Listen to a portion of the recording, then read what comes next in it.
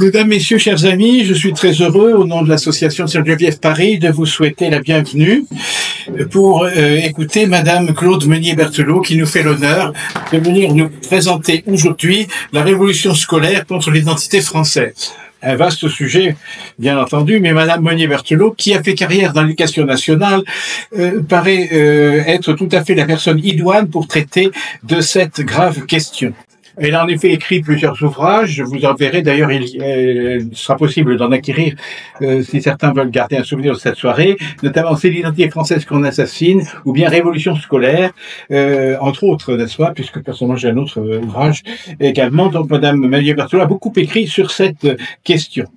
Alors, le thème de subversion de l'école, le thème de l'éducation est en effet très important. Il se relie aux thèmes divers que nous avons précédemment abordés, puisque au cours de cette année, on peut dire, nous n'avons pas fait exprès, Mathieu et moi, mais c'est une espèce de cycle qui s'est fait autour du mondialisme et de l'action des mondialistes qui vise à détruire notre société, et aussi l'idée de recette. Vous savez, c'est recette R-E-S-E-T, recette à la manière anglaise, c'est-à-dire nouveau départ, c'est-à-dire faire une table rase et supprimer tout ce qui était auparavant.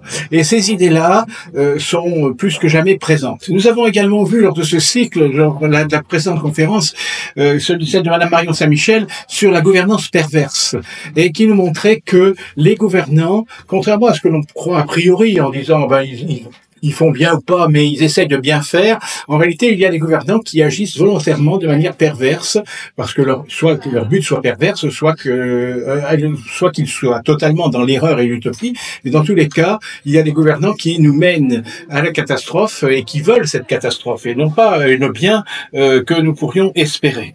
Donc tout cela est très grave, et l'un des instruments de la subversion, c'est l'école. Vous savez que l'école a été un enjeu pendant les siècle passé, un enjeu entre l'Église et l'État, enjeu notamment avec au début du XXe siècle, la question de laïcité, où il y avait les questions des fameux hussards noirs, vous savez, donc ces gens qui portaient les idées de la République, mais qui, il faut le reconnaître quand même, faisaient travailler leurs élèves. Et donc, que ce soit les élèves des curés, comme on disait, ou que ce soit les élèves des instituteurs laïcs, tout le monde travaillait autour de programmes qui avaient quand même une structure et et ils apprenaient quelque chose. Au moins les enfants du primaire apprenaient à lire, écrire et compter, et après on apprenait d'autres choses, notamment des matières qui viennent de se situer, comme l'histoire, la géographie, la philosophie, etc. Et puis, nous avons eu, après la Deuxième Guerre mondiale, une série de décisions qui vont dans un sens totalement différent. Il y a le fameux plan Langevin-Wallon, je pense que Madame Meunier nous en parlera tout à l'heure. Il y a eu tout un désir de désarticuler, en quelque sorte, cet enseignement, c'est-à-dire, on a dit qu'on mettait l'élève au centre et non plus l'enseignement. On a dit que les savoirs, on a critiqué la mémoire, on a dit c'était plus la peine d'apprendre l'histoire bataille, par exemple, des choses comme ça. Et donc, on a eu de moins en moins de connaissances. D'ailleurs, on va supprimer, Madame Meunier-Berthelot en parlera sans doute, les devoirs à la maison, choses comme ça.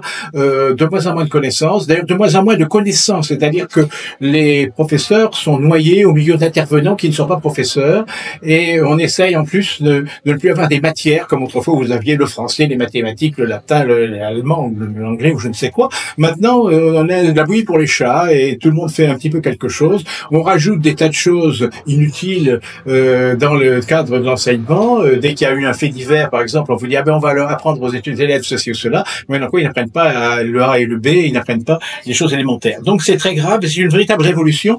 Et là, nous sommes dans un cas de gouvernance perverse. Cette révolution n'est pas un hasard. C'est pas que les gens qui sont au pouvoir n'y connaîtraient rien. Alors, ils ne connaissent pas tous grand-chose, hein, quand même, néanmoins. Néanmoins, c'est pas uniquement pour cela, c'est qu'ils veulent sciemment détruire les bases, et notamment tout ce qui est identitaire. C'est pour ça que l'identité française est en cause, c'est-à-dire qu'ils veulent détruire l'histoire, la géographie, la littérature française. D'ailleurs, vous pouvez remarquer, si vous avez de jeunes enfants dans votre entourage, que dans le secondaire, ils ne font plus de littérature française, véritablement, et ainsi de suite. Donc, on détruit tout ce qui peut être l'identité de la population. C'est pour ça que je suis très heureux de faire appel à Madame Meunier-Berthelot, qui va nous montrer l'étendue des dégâts et ce qui est encore à craindre, car malheureusement, nous ne sommes pas tout à fait au fond et ils veulent aller encore plus loin.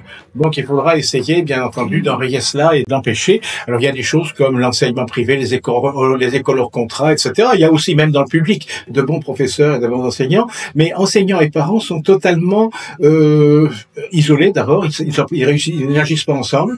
Les parents, on a tout fait pour les mettre en dehors, notamment avec des méthodes de travail qu'ils ne comprennent pas, et donc il faut réussir à créer à réunir des forces qui lutteront contre cette subversion. C'est pour ça, madame, je vous remercie infiniment d'avoir voulu distraire votre temps pour nous en parler, et je vous souhaite qu'on file la parole avec beaucoup de plaisir.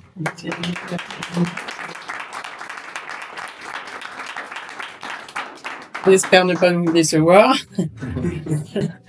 Donc, oui, j'ai fait toute ma carrière dans l'éducation nationale. J'étais juriste de formation et donc j'ai enseigné le droit et la culture générale à des élèves de terminale qui préparaient des concours dans les institutions de formation paramédicale et sociale. Donc, j'avais la preuve de toutes les lacunes accumulées au cours de la scolarité et l'obtention d'un bac qui ne représente pas grand-chose depuis très longtemps, bien qu'on a l'impression aujourd'hui qu'on découvre ça. Si vous voulez, j'ai entendu Brigelli encore cette semaine déclarer que il valait plus rien le bac. Oui, mais ça fait 50 ans qu'il vaut plus rien. Alors, ce qui ne veut pas dire que tout le monde a été abéti pendant. Il y a eu des personnes, si vous voulez, qui ont tiré leur épingle du jeu. Mais je vois dans une classe, par exemple, il y a 20 ans que je n'enseigne plus, et à l'époque déjà sur une classe de 30, j'en avais 5 qui avaient le niveau vraiment, qui avaient un niveau de bac, mais les autres ont été rattrapés par des artifices divers et variés. Bon, alors donc pourquoi est-ce qu'on en est arrivé à là et on n'a pas fini la descente, mais ça va venir très vite. Alors, quelle est l'origine de la destruction? Parce qu'il y a réellement une destruction de l'institution scolaire. Il faut pas du tout croire que ce sont des ministres qui ont fait un peu n'importe quoi, qui se sont succédés, qui n'ont pas tout à fait la même chose que le précédent, ou peut-être même le contraire, et que finalement c'est un véritable marasme duquel ils ne sont pas responsables. C'est absolument faux. Tout est bien planifié, tout est bien organisé, et la destruction du système scolaire en France remonte à la Révolution française en réalité. Et ce qu'il faut savoir, c'est que, et pour cause, parce que contrairement à ce que l'on pense, les philosophes des Lumières, au XVIIIe siècle, il faut pas penser que les philosophes voulaient libérer le peuple. Au contraire, on a les déclarations, que ce soit de Voltaire, que ce soit de d'Amy Laville, que ce soit Quoy, etc. Ce sont des gens qui exprimaient clairement qu'il fallait pas instruire le peuple, qu'il fallait les laisser effectivement au stade des connaissances qui étaient nécessaires pour le quotidien, mais sans plus. Donc, ça n'était pas des déclarations isolées. C'était réellement des personnes qui avaient prévu des plans d'éducation, et ces plans d'éducation prévoyaient justement, notamment, il y en avait un qui prévoyait et qui s'était rendu compte qu'à Paris, 5000 élèves étaient scolarisés dans les collèges, et il s'était rendu compte que la moitié étaient des gens du peuple, et il proposait de les renvoyer chez eux. Donc, c'est vous dire, vous voyez que le XVIIIe siècle n'était pas un siècle de lumière. En fin de compte, c'était des lumières ténébreuses. Et donc, la révolution, les projets révolutionnaires sont le prolongement justement de cette philosophie. Et au moment de la Révolution française, vous avez eu deux projets il y a eu plusieurs projets, mais il y en a deux qui ont compté. C'est celui de Le Potier de Saint-Fargeau, repris par Robespierre, et d'autre part celui de Condorcet. Aucun n'a été appliqué sur le champ. Je n'insiste pas sur les détails de la raison, mais en tout état de cause, il compte, parce que ce sont ceux qui ont servi de support par la suite. L'école de Jules Ferry, c'est l'école de Condorcet, et l'école de le plan Langevin-Vallon, c'est en fait le plan de l'OPT de Saint-Fargeau.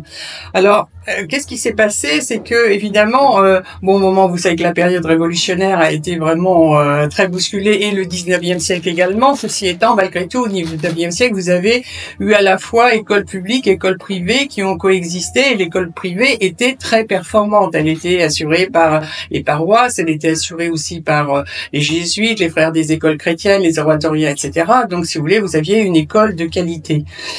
Et donc, lorsque les républicains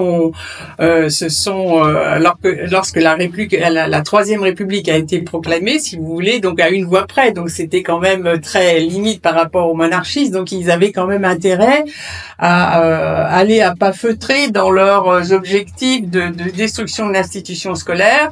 Et en réalité, il fallait dans un premier temps il fasse aussi bien que l'enseignement privé. Mais dans le projet de loi que Jules Ferry avait déposé en 1879, il avait bien expressément exprimé le fait que son objectif c'était d'arracher les élèves des âmes des mains de l'Église, des jésuites notamment. Hein. Donc l'objectif de l'école de Jules Ferry c'était de se substituer à l'enseignement privé. Et c'est tellement vrai que pendant toute la période qui s'est étendue de l'adoption de cette loi jusqu'à la guerre de 1914, vous avez une lutte acharnée contre les établissements privés. Vous avez des fermetures d'établissements, des expulsions de congrégations religieuses, etc. La loi de 1905 par-dessus le marché de séparation de l'Église et de l'État. Donc, si vous voulez, vous avez eu tout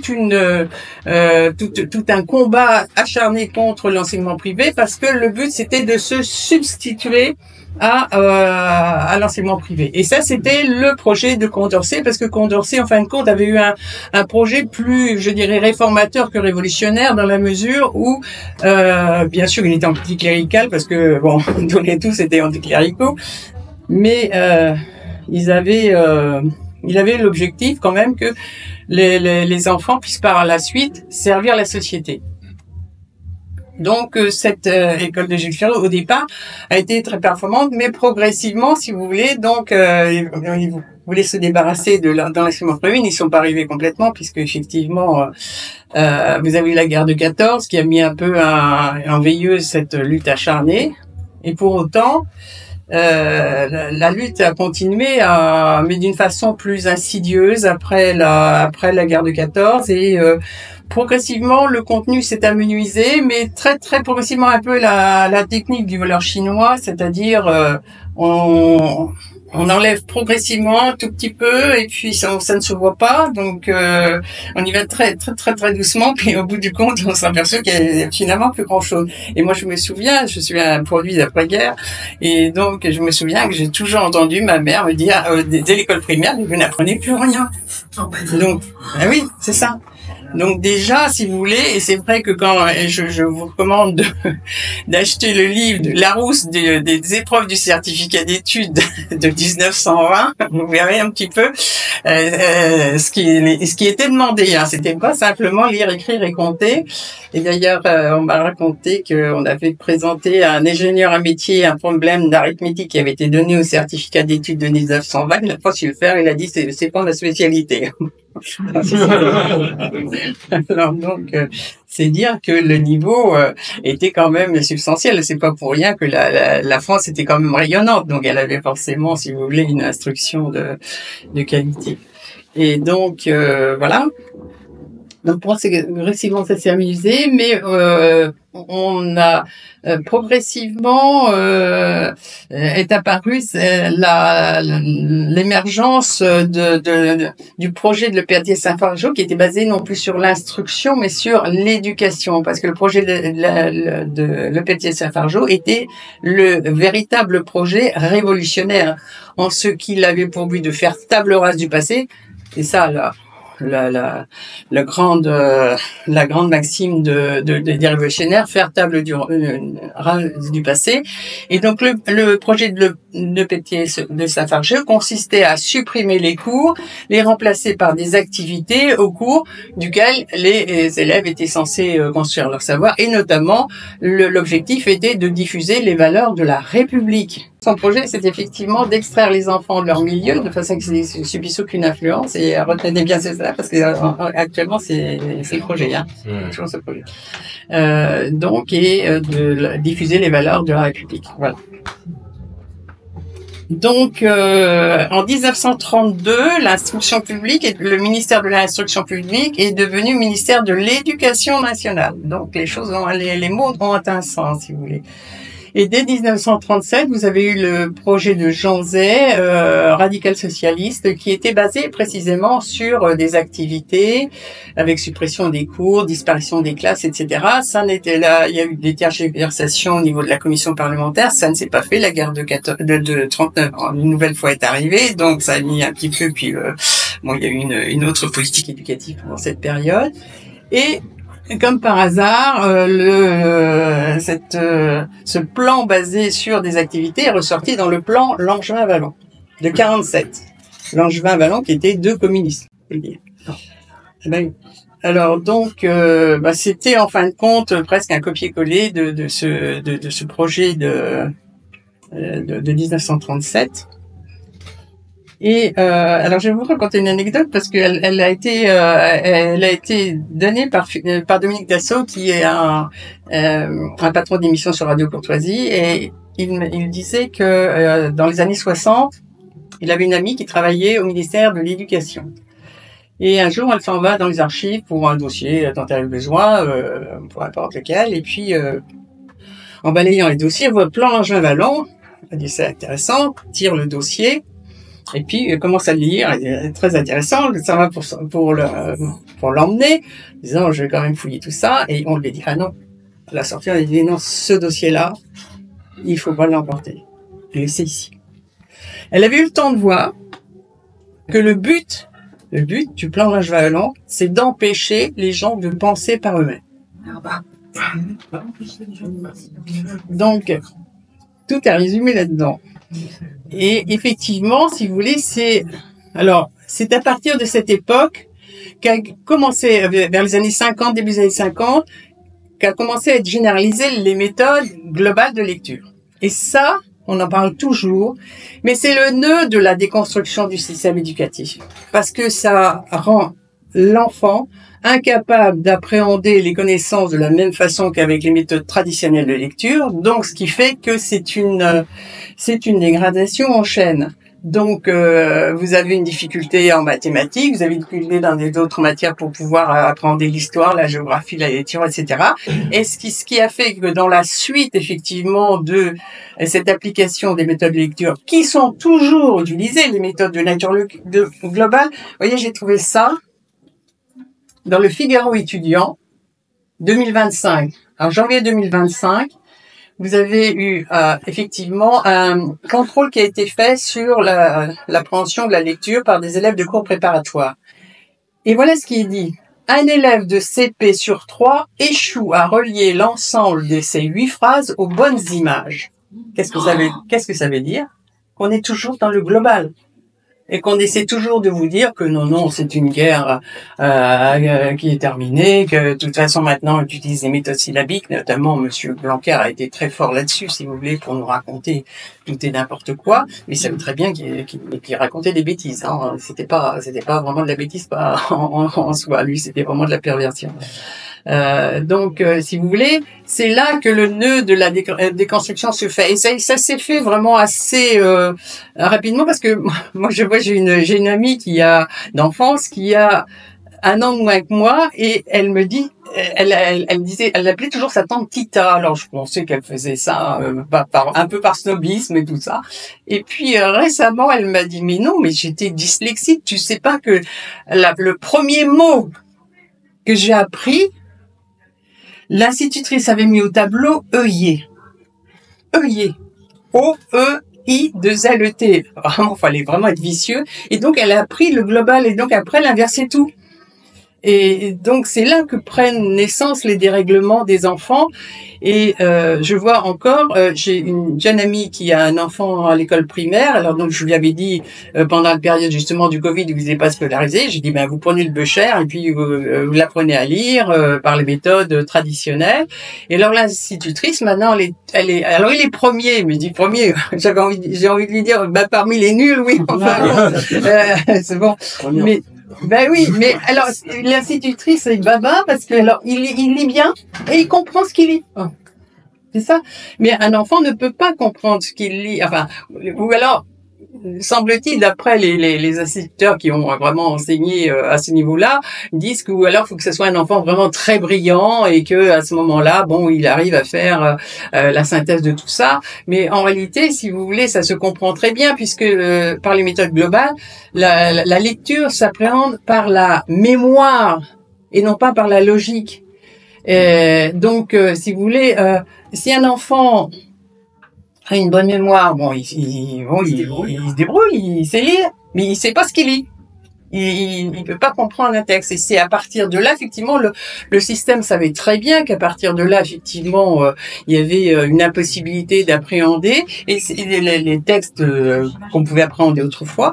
Et donc, progressivement, on a fait disparaître des programmes, des pans entiers, si vous voulez, de la littérature, de l'histoire, de la géographie, etc.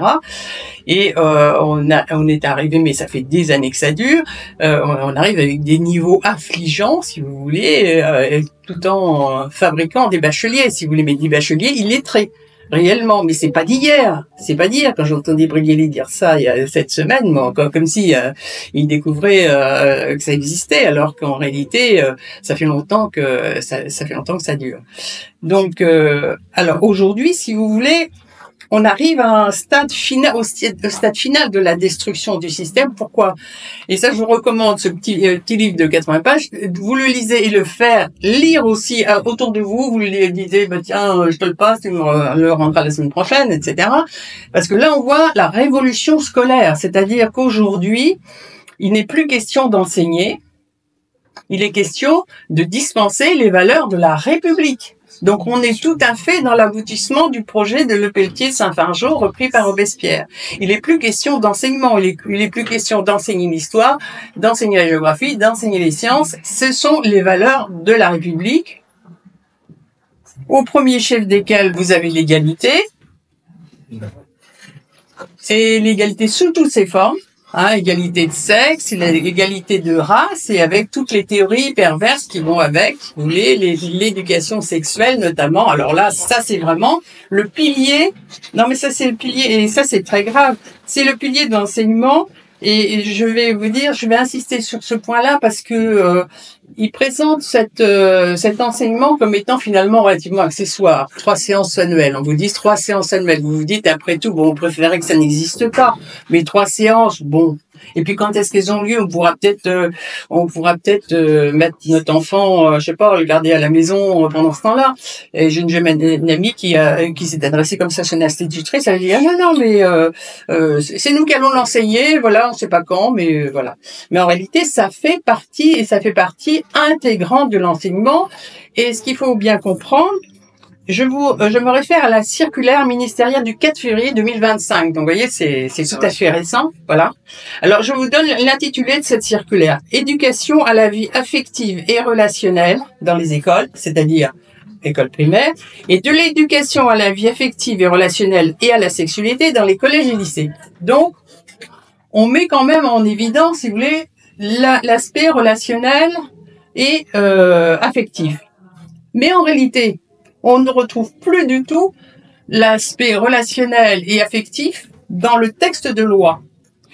Et l'article 121 alinéa du Code de l'éducation stipule les écoles, les collèges et les lycées assurent une éducation à la sexualité. On ne parle plus du tout de vie relationnelle, etc. Et l'article 312 alinéa 16 énonce une information ou une éducation à la sexualité sont dispensées dans les écoles, les collèges et les lycées. Donc, vous voyez, c'est une éducation sexuelle qui couvre toute la scolarité. Et en plus, ces 3 séances sont en réalité complétées et sont intégrées dans d'autres activités. C'est-à-dire qu'on va les retrouver partout. On va retrouver cette éducation, on va intégrer dans les différentes activités que l'on va proposer aux élèves cette éducation à la sexualité. Et j'y reviendrai tout à l'heure. Mais avant, je vais vous dire notamment aussi, parce que tout ce que je vous dis, si vous voulez, c'est pas des interprétations, c'est pas du tout des thèses. Vous voulez, comme un jour quelqu'un qui m'a dit ah oui, je connais vos thèses. Mais je dis j'ai pas de thèse. Je vous dis la réalité, c'est tout. Mais je peux pas. Moi, j'ai pas de thèse. Hein.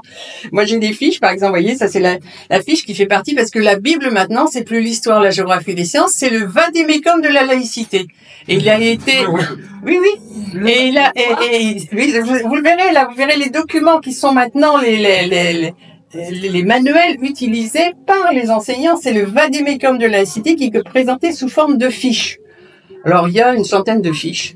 Et vous avez la fiche numéro 8. Ça, vous pouvez les voir, vous l'avez sur Internet. Hein, il y a absolument pas de... Non, vous pourrez le transmettre à qui vous voudrez. Alors, la fiche numéro 8 concerne la contestation de la légitimité de l'enseignant à enseigner. Voilà. Les élèves n'ont pas le droit de s'opposer à un enseignement en raison de leur conviction religieuse. Ils ne peuvent pas non plus contester le droit d'un professeur d'enseigner certaines matières, de faire une présentation du tel ou tel fait historique ou religieux, ni de refuser de visiter certains monuments d'église, d'œuvres, etc. Donc, c'est-à-dire, si vous voulez, on met en avance le fait que de toute façon, on ne peut rien refuser. Ce qui veut dire qu'on ne peut pas refuser non plus des intervenants extérieurs, comme les LGBT, etc., qui vont forcément, si vous voulez, intervenir dans les écoles. D'ailleurs, il est dit également dans ce vade-mecum de la laïcité, ça, vous le verrez dans le livre, il est indiqué effectivement que alors que le personnel enseignant doit respecter une stricte neutralité, les intervenants extérieurs peuvent afficher leurs convictions politiques, philosophiques et religieuses. Donc, vous voyez, ils peuvent dire tout ce qu'ils veulent. De toute façon, ils sont intouchables. Alors, dans cette fiche numéro 8, bon, vous pourrez, je vous dis, vous pourrez la récupérer sur Internet si vous voulez aussi, pour le diffuser largement. Il est dit expressément, il est stipulé expressément. Dans la situation pédagogique, dissiper le malentendu sur la séance d'éducation à la sexualité. Alors, vous allez voir sur quoi porte le malentendu. L'éducation à la sexualité n'a pas de finalité normative. C'est-à-dire, vous voyez, on va pas vous dire aux enfants, ben voilà, les rapports sexuels, bon, c'est bien entre un adulte et entre un homme et une femme, qui ont des sentiments l'un pour l'autre, qui ont effectivement une vie commune, qui élèvent des enfants, etc. Non, c'est pas ça. Il n'y a pas de finalité normative. C'est-à-dire que on va leur parler de l'homosexualité, de la pédophilie, ça les dérange pas, si vous voulez, parce que maintenant, si vous voulez, dans les textes, on parle plus d'enfants, on parle de personnes. Alors c'est indifférencié. On fait pas la différence entre l'enfant et l'adulte. Il faut lire à cet égard le livre d'Ariane Bilran, qui est vraiment un très très bon livre sur l'imposture des droits sexuels, et elle a parfaitement bien analysé ce texte, et notamment dans lequel elle relève qu'à aucun moment on ne parle d'enfants, à aucun moment on parle de mineurs, on parle de personnes. Donc on fait un amalgame entre un adulte et un enfant. Donc on peut disposer de l'enfant comme on veut, parce qu'en fait la finalité c'est un petit peu aussi de dédouaner certains adultes de toucher aux enfants. Hein, c'est vraiment gravissime, hein, cette question.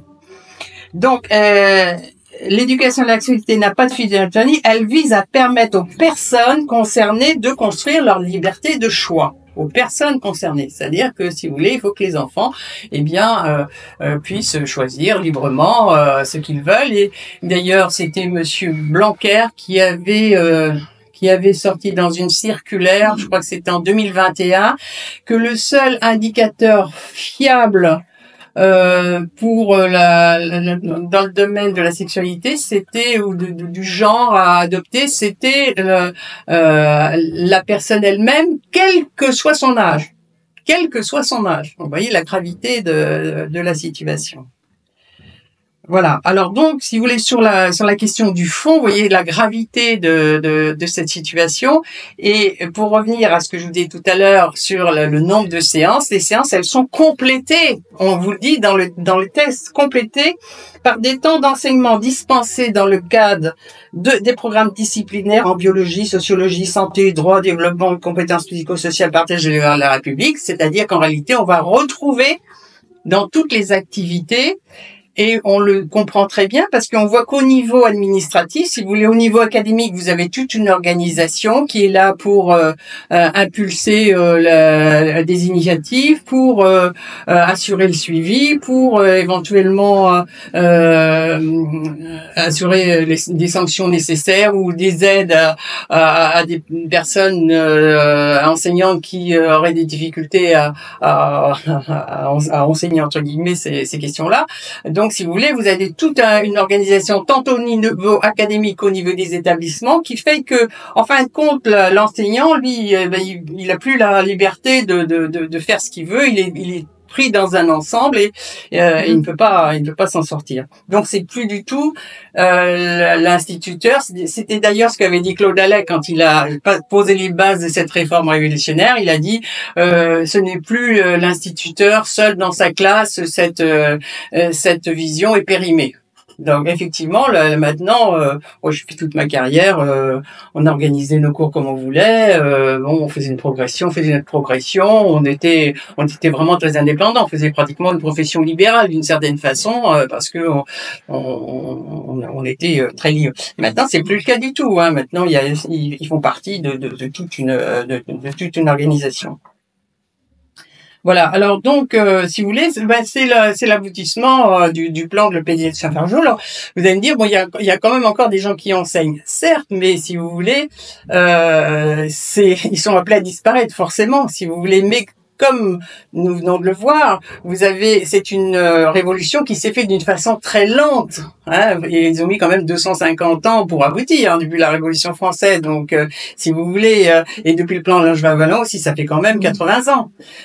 Donc, il est normal que, effectivement, il y a encore des personnes qui enseignent, mais qui ont un mal fou à enseigner parce qu'effectivement, ils se retrouvent face à des enfants qui sont plus capables, en fin de compte, d'appréhender des connaissances parce qu'ils n'ont pas les bases nécessaires, et ce sera de pire en pire si vous voulez, parce que actuellement vous avez une politique qui consiste à éliminer progressivement les personnels qui sont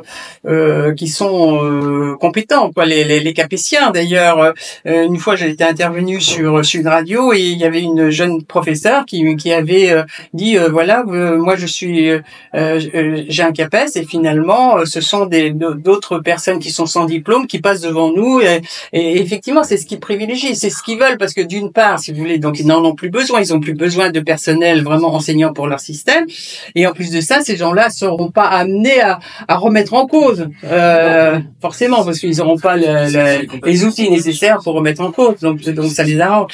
Et alors vous avez une loi qui est passée en 2019, qui est la loi Dussault, et qui a consisté en fait à permettre aux professeurs de démissionner avec des conditions avantageuses, c'est-à-dire que alors ils ont prévu un plan, et donc dans le cadre de ce plan, on peut laisser partir un enseignant avec un 12e de son traitement annuel, avec un maximum de 24 ans, donc ce que la personne qui a 45 ans, qui a 24 ans, donc le 12e de son traitement multiplié par 25, ça le fait quand même pas mal. Bon, ça fait à peu près 50 000, 60 000 euros. En plus, dans le cadre de ce plan, il peut aussi bénéficier de l'allocation chômage. Donc, si vous voulez, chose que théoriquement un fonctionnaire n'a pas droit. Enfin, c'est une disposition auquel théoriquement un fonctionnaire n'a pas droit. Donc, le système facilite la démission des personnes capétiennes qui ont leur casquette, qui sont diplômées, de façon à mettre à la place effectivement des personnels sans qualification. Et c'était déjà, mais ça a déjà été créé par Payon en 2013, si vous voulez, et donc ça se met en place progressivement. Alors, ce qu'ils font, si vous voulez, voilà. Donc, pour nos enfants, si vous voulez, c'est terminé. Il faut plus du tout espérer quoi que ce soit. Il faut pas dire bon, il faudrait faire plus d'autorité, plus de profs, etc. De toute façon, maintenant, le personnel qu'on a mis en place n'est pas capable d'assurer un enseignement de qualité dans la majeure partie des cas, et ça sera de pire en pire. Donc aujourd'hui, c'est fini l'école publique, et malheureusement, elle entraîne aussi l'école privée sous contrat. Dans la majeure partie des cas, parce que bon, le secrétaire général de l'enseignement catholique finalement admet tout, donc y a pas de souci là-dessus.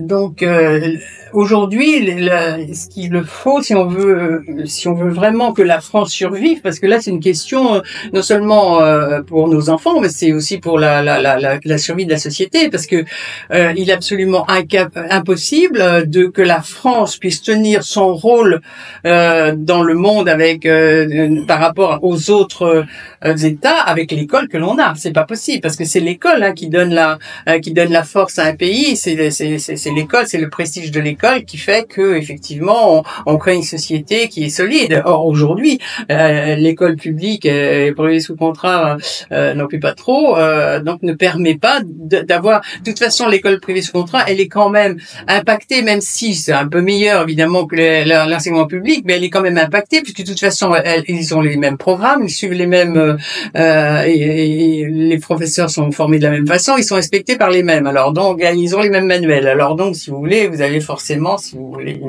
une dégradation également à ce niveau. Donc, si vous voulez, il faut rien espérer et il faut absolument, aujourd'hui, la seule solution, c'est de créer des écoles. Il faut absolument créer des écoles et il faut pas hésiter parce que vous avez notamment une institution qui est remarquable, c'est la Fondation pour l'école, auquel tout le monde peut s'adresser pour effectivement aider à la création d'écoles. Ils donnent des conseils juridiques, ils donnent des conseils pratiques, ils peuvent éventuellement aider au financement. Ce sont des gens qui sont très très compétents, très organisés et que vous pouvez contacter très facilement. Ils sont toujours très heureux de pouvoir aider à créer des écoles. Alors ils s'en créent à peu près une centaine par an. Mais oui, pour l'instant il y a à peu près 150 000 élèves dans les écoles hors contrat. Mais je vais vous parler d'un autre problème qui est également tout aussi préoccupant. Je n'en ai encore pas parlé, mais là et qui scolarise 1 500 000 élèves. Alors donc c'est pourquoi, si vous voulez, il faut vraiment, c'est urgent de créer des écoles. N'attendez rien de l'école publique, c'est terminé. On arrive à la fin d'un projet. C'est vraiment un projet, c'est pas de la négligence, de l'incompétence. C'est vraiment un projet abouti. Et donc maintenant, il faut se diriger vers d'autres solutions.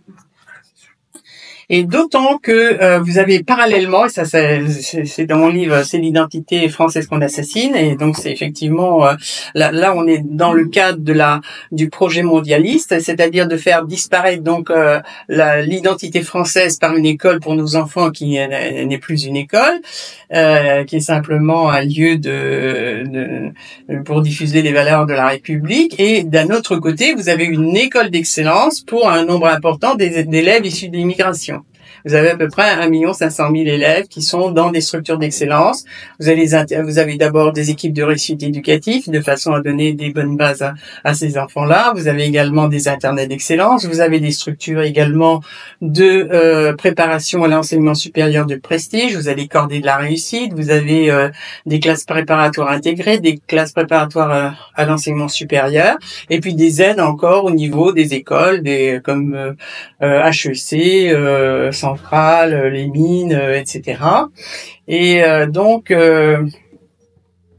ce sont des populations qui bénéficient de conditions tout à fait particulières, et c'est basé d'ailleurs sur la loi. Là encore, si vous voulez, c'est vérifiable. C'est pas du tout une thèse que j'ai encore, si vous voulez. C'est vraiment des textes. C'est la loi de refondation de l'école de 2013, et vous avez le référentiel de 2014 qui résulte donc d'une circulaire.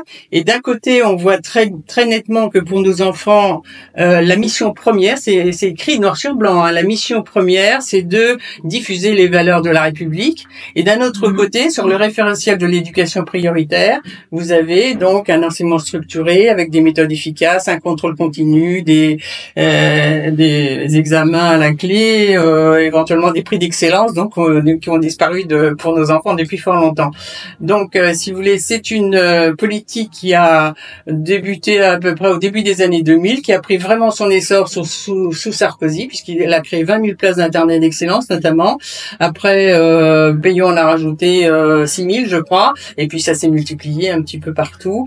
Et dans les départements, vous avez donc plus de 1200 réseaux d'éducation prioritaire et dont 350 ce qu'ils appellent des REP+, c'est-à-dire donc des réseaux d'éducation prioritaire dont bénéficient les nouveaux arrivants, c'est-à-dire ceux qui effectivement ne maîtrisent absolument rien.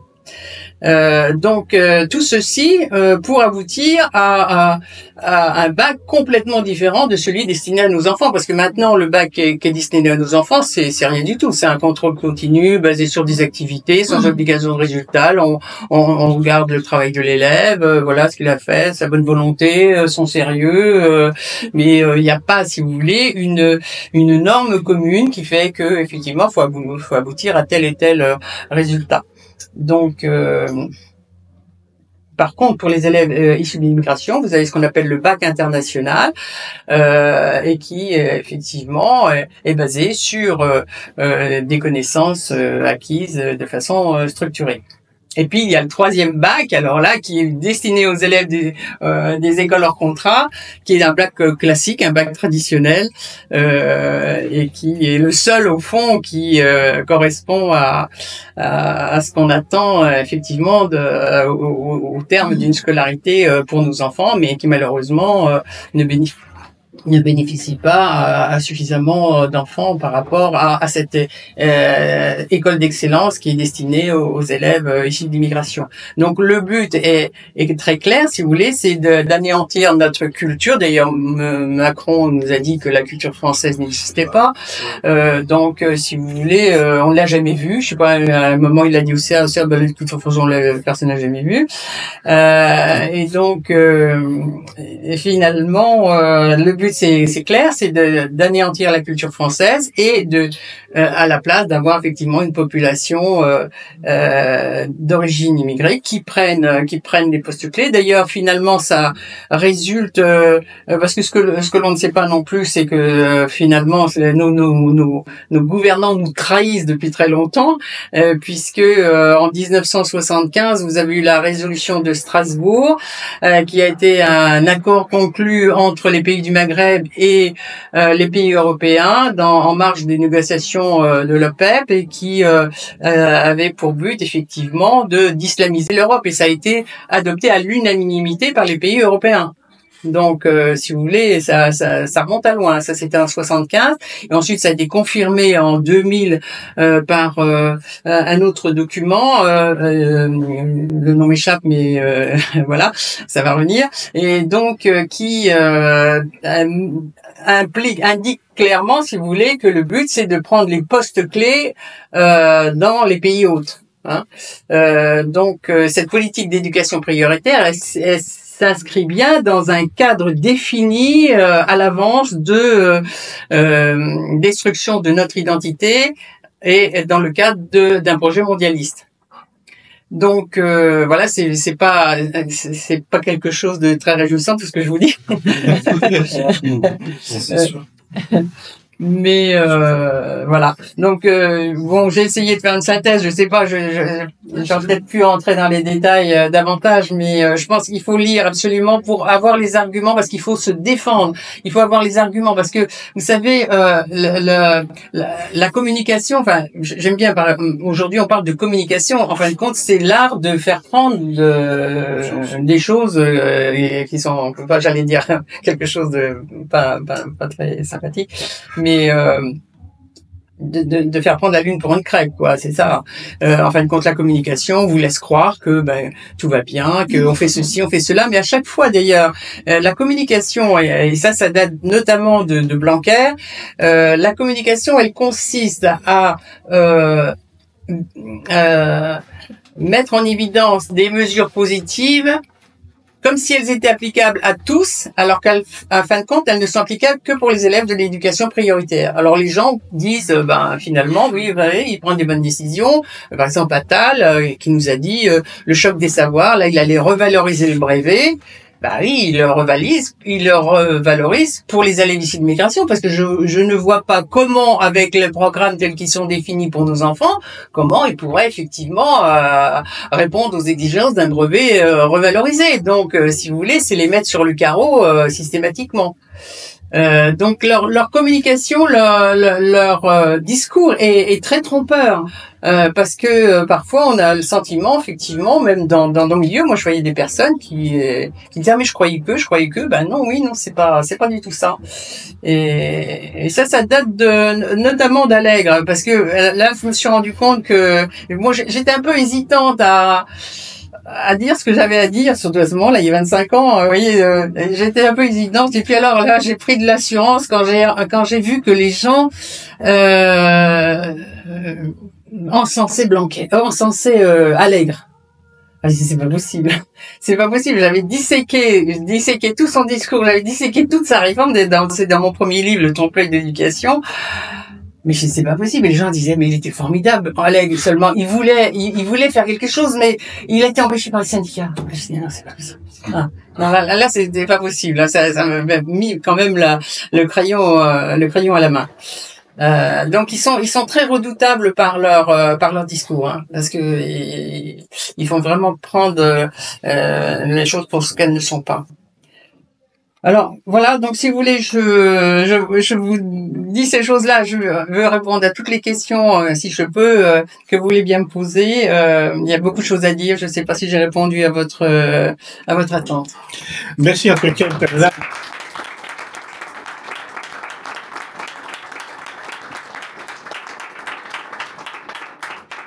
Merci pour cet exposé qui effectivement n'est pas réjouissant sur la situation mais nous le savions, nous connaissons quand même tous un peu des élèves qui sont victimes de cela, et donc les rattrapages se font quand ils le peuvent avec des parents ou avec mais en dehors de l'école, et l'école elle-même n'est devenue un lieu de vie. D'ailleurs, je poserai peut-être une question là-dessus, mais ça se trouve dans vos livres, et c'est intéressant cette notion de l'école lieu de vie, non plus école lieu d'enseignement. Je voulais attirer l'attention sur une chose. Vous avez cité un nom, et j'avais voulu dans mes notes, et puis j'avais laissé passer ça.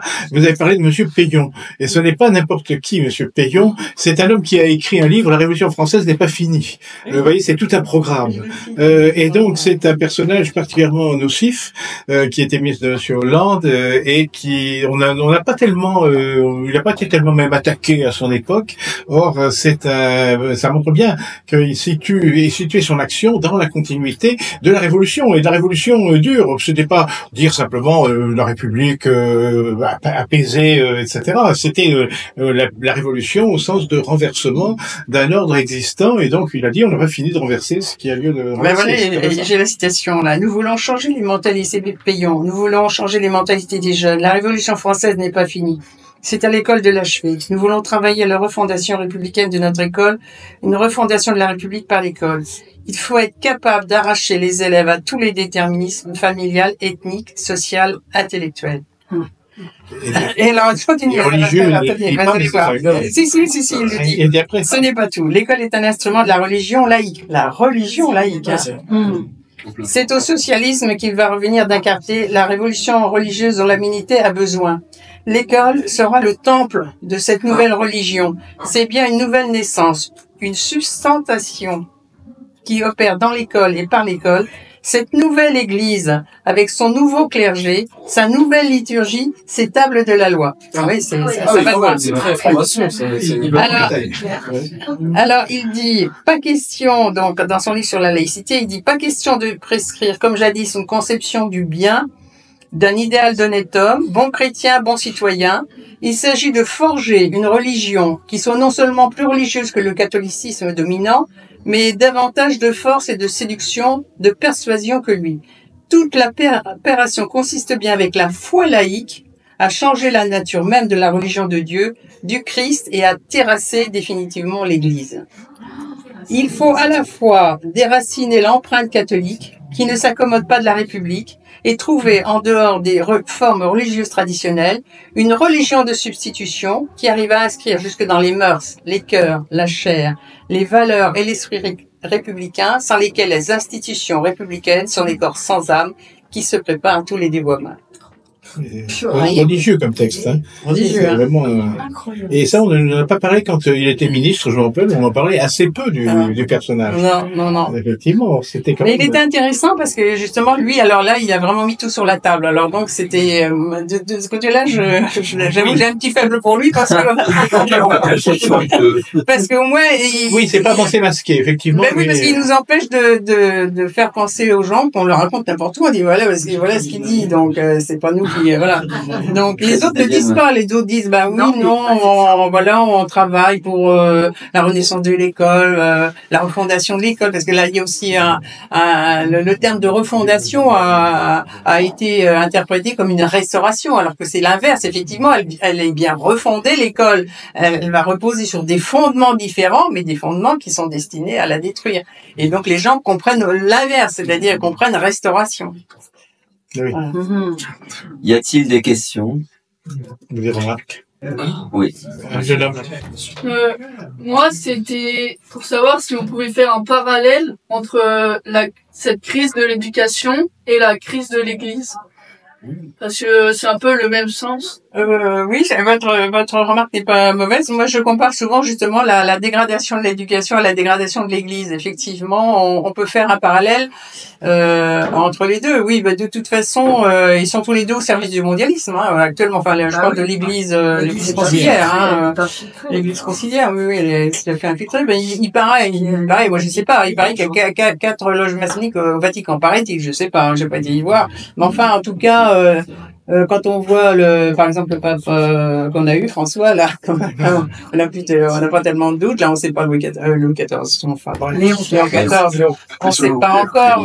Mais oui, on peut comparer les deux dégradations, si vous voulez, dans un but commun, enfin. Je rappelle un petit fait anecdotique en cette matière. C'était les prix. Vous savez, autrefois, on mettait aux élèves des prix. Et alors, à un moment, les laïcs l'ont supprimé en disant qu'ils allaient remettre ça à je ne sais quelle œuvre, qui ne l'a peut-être pas vu d'ailleurs. Ils l'ont mis pour l'éducation prioritaire. Et puis, donc, l'année suivante, les écoles catholiques de contrat l'ont supprimé aussi, pour faire pareil. Donc, il y a une émulation. Autrefois, c'est une émulation en essayant d'avoir les meilleurs élèves, des choses comme ça. Mais maintenant, c'est une émulation dans la nullité, et donc, quand les uns, ou dans la déconstruction, tout à fait, c'est exactement ça, et il y a une imitation de l'un par l'autre, hein, c'est très net. Cette politique de destruction, on la constate un peu partout en Occident, aux États-Unis, en Grande-Bretagne. Est-ce que les limites de cette destruction, c'est pas justement l'arrivée de tous ces pays émergents qui se rendent compte des dégâts, qui eux sont en train de monter leur niveau d'éducation? Je pense notamment à l'Asie. Et est-ce que c'est peut-être pas là ce qui risque de nous sauver un jour, c'est qu'on si on veut maintenir un certain standard de vie, il faudra arrêter ça, quoi. C'est un moment, c'est complètement. Comme les. Mais c'est pour ça que je vous dis que c'est urgent de créer des écoles, parce que si vous voulez, la France ne peut pas survivre avec la France française, j'entends, si vous voulez. Sur la nouvelle France. Ben oui. Ne peut pas survivre. Même la France. Même la nouvelle France ne survivra pas à des pays qui sont eux racialement homogènes, comme la Corée, le Japon, la Chine. Oui, mais c'est bien pour eux-mêmes. Eux monteront, mais ça va pas nous. Oui, mais il y aura peut-être une réaction quand on constatera la dégradation. Mais c'est maintenant qu'il faut le constater. Hein. C'est maintenant. C'est vraiment urgent. Il faut bien prendre conscience justement du drame que ça représente pour notre France. Et je pense que la plupart des gens ne réalisent pas. Mais je le vois autour de moi. Je vois bien chez ces jeunes parents. C'est difficile de les convaincre. Puis, moi, je suis pas j'ai pas un ego très développé, pas suffisamment développé, parce que quand on écrit, on devrait au contraire dire, bah ouais, j'ai fait le meilleur boulot, et voilà, etc.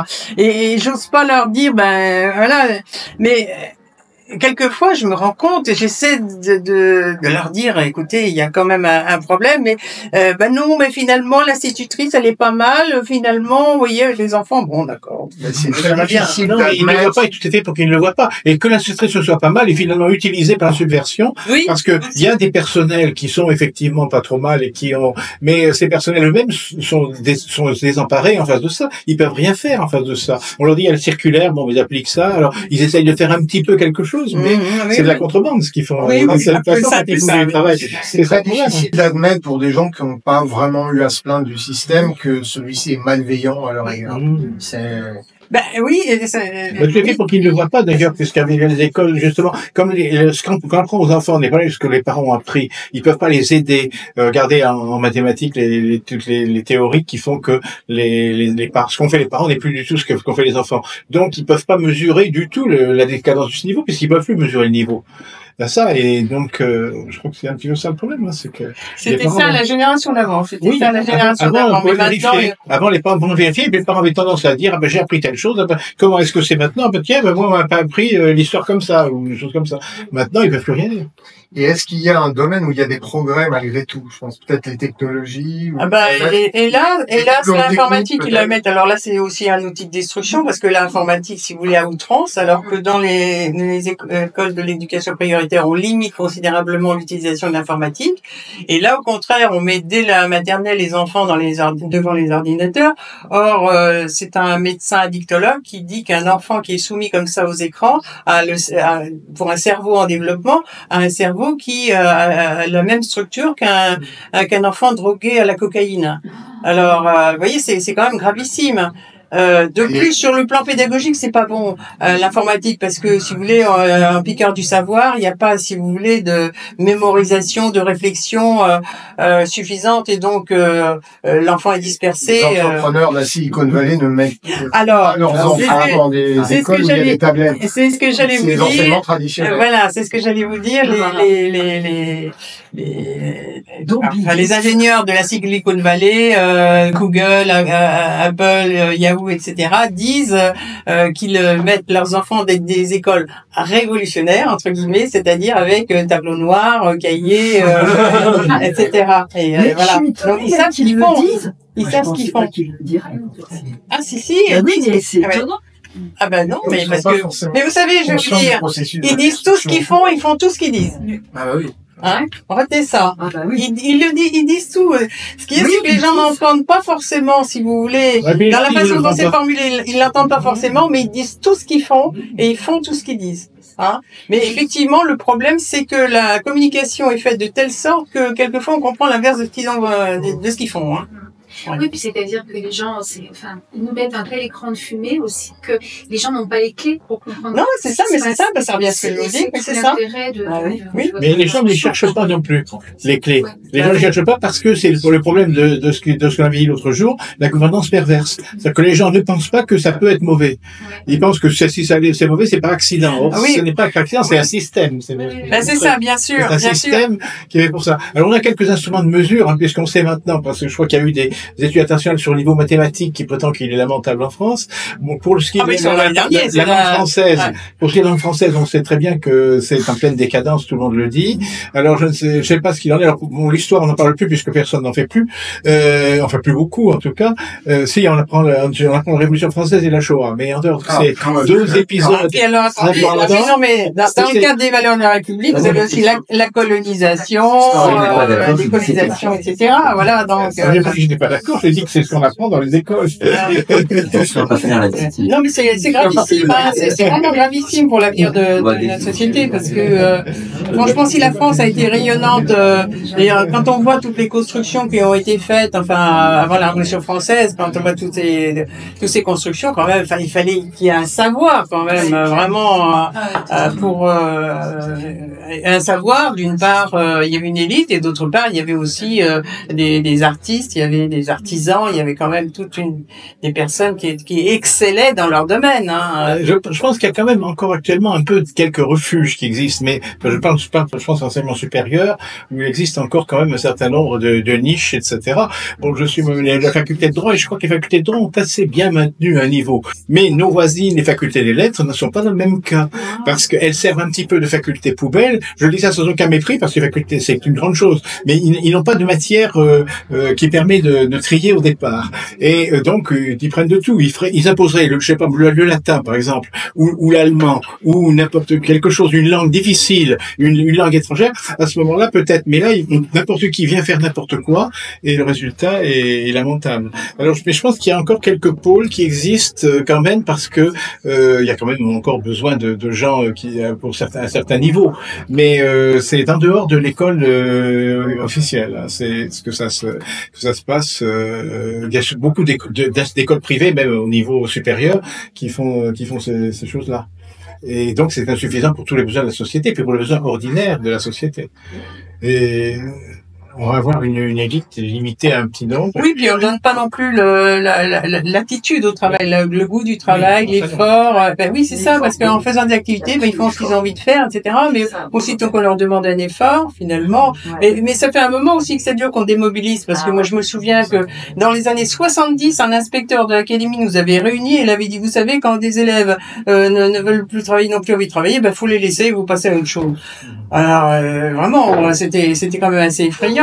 Et ça, c'était dans la foulée justement de la dégradation du système. 68 est arrivé pour nous dire, évidemment, parce que c'était là qu'arrivait effectivement la génération qui avait eu les méthodes globales et avec, je l'explique, on laissait quand même passer les élèves sans le niveau, mais finalement pour aboutir à un bac complètement dévalué, si vous voulez. Mais alors on faisait croire que le niveau montait, on vous disait le niveau monte. Ah bon, voilà. Mais oui, mais vous savez, tout le monde a, personne n'a voulu le savoir, ça. Les parents ne voulaient pas le savoir, leur enfant, ils avaient le bac, le gamin, évidemment, il disait, moi, je suis contente, moi, c'est comme elle m'a dit une élève, elle m'a dit, vous savez, parce que je les prévenais quand même les élèves que le bac qu'ils avaient, quand même, c'était pas terrible, hein.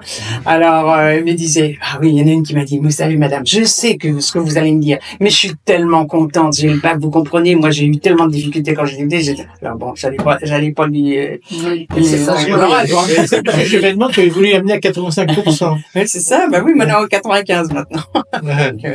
Mais oui, mais bon, il y en a qui arrivent à ne pas l'avoir, alors si je comprends bien. Là, il faut des efforts. Hein. Là-dessus, une dernière question. Oui. Oui. Vous dites à juste titre que la priorité c'est de créer des écoles. Je suis parfaitement d'accord. Qu'est-ce que vous pensez comme est-ce que vous pensez que l'école à la maison peut être une solution temporaire selon où est-ce qu'on habite, etc. Et deuxième question qui concerne les écoles et les parents qui font l'école à la maison, comment faire face à la répression de l'État, j'ai envie de dire, quand ils envoient des inspecteurs et qu'ils empêchent tant les écoles que les parents. Oui. Alors là, au niveau de la fondation pour l'école, maintenant c'est Michel Valadier qui est PD, qui est directeur général. Autant Anne Coffini a été vraiment une femme exceptionnelle pour créer cette fondation et pour la mener à bien. Autant pour défendre l'école hors contrat, je préfère Michel Valadier parce que lui, effectivement, il a assez d'autorité et il intervient auprès du ministère quand il y a effectivement des écarts qui se font et notamment, effectivement, il y a eu des problèmes avec les écoles hors contrat. Je vois, c'était un prêtre de la fraternité Saint-Pédis qui m'avait dit ça. Ils étaient arrivés à 50. Dans une classe un matin 8h30 etc. Enfin bon, c'était absolument incroyable. Et donc ils essaient effectivement de faire peur, et il y avait même eu ils sont venus même avec un officier de police en uniforme, hein. Donc et alors au moment du bac notamment ils ont fait, alors il y avait des centres d'examen qui n'étaient pas prévenus, après ils posaient des questions qui n'étaient pas au programme, enfin et on essaie quand même de les enquiquiner, mais ça n'empêche quand même qu'ils ont la formation, hein. Donc ils l'ont pour eux. Et Michel Valadier défend assez bien les écoles hors contrat, justement. Alors il semblerait qu'au niveau des inspections ça va beaucoup mieux. Au niveau aussi des épreuves du bac, ça semblerait d'aller aussi beaucoup mieux parce que effectivement là, non, il défend bien. La Fondation pour l'école défend bien. Non, de toute façon, ils sont obligés ils sont obligés d'accepter, hein, pour l'instant. Mais l'école à la maison, ils réduisent de plus en plus la possibilité de l'école à la maison. Qui réduit. Ah bah oui. C'est permis qu'en cas de maladie ou des choses comme ça. Oui, c'est ça, oui, c'est ça. Il y a des parents qui mettent leurs enfants. Alors, il semblerait que ça dépend quand même des académies, parce que moi, je vois dans le centre de la France, là, il y a une famille, ils ont 9 enfants, ils font l'école à la maison. Alors, ils sont vraiment forts. Mais c'est encore mieux parce qu'au moins il y a plusieurs enfants. Moi, j'ai fait l'école à la maison. Ouais. Enfin, moi, j'admire. Ouais. Et alors, non, mais je lui demandais justement s'il n'y avait pas des problèmes. Elle dit non au niveau de l'inspection, ils disent rien. Donc, j'ai l'impression que ça dépend des académies. Mais c'est sûr que ils tendent à le limiter, hein, ça c'est certain. Mais ça dépend toujours des fonctionnaires sur qui on tombe. Moi, j'ai présidé longtemps le jury de l'Institut Saint-Pédis, et donc, quoi qu'étant fonctionnaire de l'État, j'avais le droit quand même, nous avions donc, le jury, il y avait le jury, c'est-à-dire des professeurs, certes professeurs de l'Institut, mais qui étaient en même temps professeurs d'État. Il y avait l'institution elle-même qui était représentée, c'est le recteur et un autre professeur. Et puis, il y avait les représentants du ministère qui venaient, qui nous surveillaient, qui surveillaient même pas que nous soyons fonctionnaires, nous étions surveillés, hein, c'est sûr. J'ai même eu droit une fois à une mercuriale parce que j'avais laissé passer je ne sais quoi, par bienveillance, mais c'était vraiment une chose anodine, hein, mais j'ai eu le droit. Alors en revanche, nous avons eu aussi le cas de fonctionnaires, représentants du ministère, tout à fait bienveillants, et ça a été le cas. Je parle pas maintenant, ou je sais plus moi le président, donc je ne sais plus. Mais de mon temps, on a eu un moment un fonctionnaire qui nous laissait vraiment agir, même si nous avions voulu faire des irrégularités, on aurait pu, ce qu'on n'a pas fait du tout. Hein. Mais alors là, on a eu les deux. Puis on a eu des personnes très pointilleuses qui nous disaient, il y a le virgule qui manque, là, etc. Enfin, récemment. Il y a ça, mais ce qu'il y a, c'est que l'enseignement privé et un petit peu soumis à l'arbitraire, c'est-à-dire que ça dépend sur qui on tombe. Il y en a certains qui sont bienveillants ou normaux aussi. Il y a des gens qui disent je me souviens que privé, bon ça regarde, mais moi je fais ma tâche sans plus et puis vous avez quelquefois des gens qui nous en veulent, hein, c'est certain. Pas toujours, ils le disent pas toujours d'ailleurs. Hein. Il y en a un, je l'ai su par un biais, une personne qui ne nous aimait pas, mais qui était extrêmement correcte dans les rapports. Je l'ai su parce que je connaissais son supérieur hiérarchique, je connaissais l'ancien recteur de Paris, et donc un jour je lui dis, monsieur Attelbien, oui, mais il vous aime pas. Et donc et il dit, oui, je pensais qu'il s'en irait, c'est moi qui suis parti en tant que recteur. Les recteurs sont comme les préfets, vous savez, ils sont révocables à volonté. Ouais. Et sinon, on peut quand même, il faut quand même se battre. Vous voyez, j'ai représenté à un moment c'était une action qui avait été introduite. Je crois que c'est l'association Civitas qui avait introduit ça d'ailleurs pour des élèves hors contrat parce que Monsieur Blanquer avait fait une bonne action. Je veux dire, il avait doublé les points. Excusez-moi, il avait dit que tous les élèves qui en grec ou en latin qui auraient des points au-dessus de la moyenne, ces points seraient doublés. Ce n'est pas mauvais parce que le grec et le latin avaient été littéralement sabotés par Madame Belkacem qui avait donné du poids à l'enseignement de l'arabe mais qui avait voulu tuer le grec et le latin. Alors là, Blanquer avait fait ça, ce qui n'était pas mauvais, mais l'administration avait voulu reprendre de l'autre main ce que le ministre nous avait donné, c'est-à-dire que l'administration a dit d'accord pour l'enseignement public, d'accord pour l'enseignement privé sous contrat, mais l'enseignement privé hors contrat, on ne connaît pas, on ne veut pas. Alors on avait attaqué en disant mais attention, c'est une rupture d'égalité. Et nous avons gagné au Conseil d'État. Je suis dans un Conseil d'État assez aimable, assez jovial, qui a commencé par dire moi, vous savez, je suis un père de famille, hein, donc je tiens beaucoup au sort des enfants. Et il nous a rendu un bon arrêt qui a dit que l'administration devait organiser une épreuve pour les élèves hors contrat pour leur permettre de bénéficier éventuellement de cette majoration. Donc on peut gagner, hein, quand même. Ne croyez pas que tout est toujours perdu. Vous avez quelquefois des affaires très idéologiques à ce moment-là, vous ne pouvez pas gagner. Mais sur certaines choses comme ça, et il faut donc pas hésiter quelquefois à faire des recours. Oui. Ils ont des juristes d'ailleurs. Et puis il y a des gens aussi même dans l'administration. Là, je vous dis, ce Conseil d'État, je sais pas qu'il était favorable à notre thèse, mais en tous les cas, il était bienveillant. Donc il faut pas penser que nous n'avons que des ennemis partout. Hein. De même qu'il faut penser que tout le corps enseignant est pourri, c'est faux. Il y a des gens qui sont malheureux, ils sont même malheureux de ce qu'ils subissent. Et trouver quelqu'un d'ailleurs qui vient leur dire c'est pas normal, alors qu'eux pensent que c'est pas normal, ça ne peut que les renforcer. Sinon, qu'en face que des gens qui sont soumis, ils vont dire je suis obligé même de le faire pareil. Hein. Mais si ils ont une classe où il y a des gens qui résistent et qui protestent mauvaises et qui disent il faut pas faire ça, tel enseignement, je veux pas l'éducation sexuelle à la place de l'histoire, etc. À ce moment-là, si quand même tous les parents sont comme ça, ça donne au professeur une force pour aller voir le professeur et lui dire écoutez, je peux pas, parce que voilà, c'est un peu important. Mais vous voyez, l'union fait la force, hein, c'est ça.